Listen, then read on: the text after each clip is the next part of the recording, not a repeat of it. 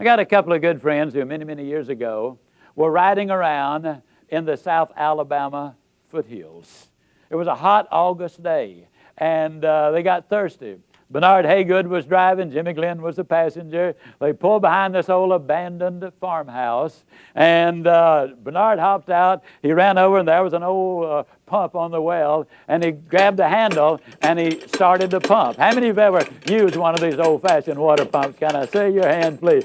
Okay, well, he had just a pumping away, you know, and after about 3 or 4 minutes, he said, Jimmy, better get that old bucket over there and dip some water out of the creek. We're going to have to prime the pump. How many of you know what I'm talking about when I say you got to prime the pump? Well, for you underprivileged non-pumpers, that just means you got to put something in here before you get something out there. Can't you just see an old farmer standing out in the fields in October and saying, Lord, I know I didn't plant a thing this year, but if you give me a big crop this year, I'll plant more than anybody next year. It ain't that way, folks. You got to put something in before you can expect to get anything out. Well, he's just pumping away. You know, that's hot. It's August. I mean, the question is just how much pumping are you going to do for a drink of water? And finally, old Bernard said, you know, Jimmy, I don't believe it's any water down there. Jimmy said, yeah, it is, Bernard.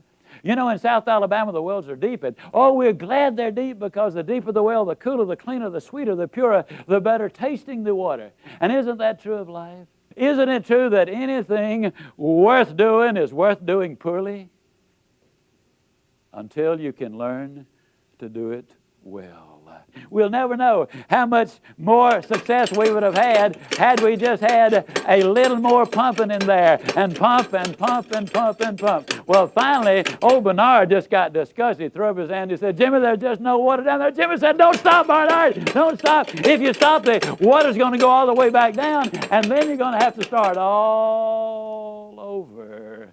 The reality is, folks, and I'm totally convinced of this, this is the story of America. This is your story. This is the story of success. This is the story of life. I believe with all of my heart that if you will pump long enough and hard enough and enthusiastically enough, that eventually the reward is going to follow the effort. And then once that water starts to flow, all you got to do is just keep a little easy, steady pressure on it, and you're going to get more water than you can possibly use.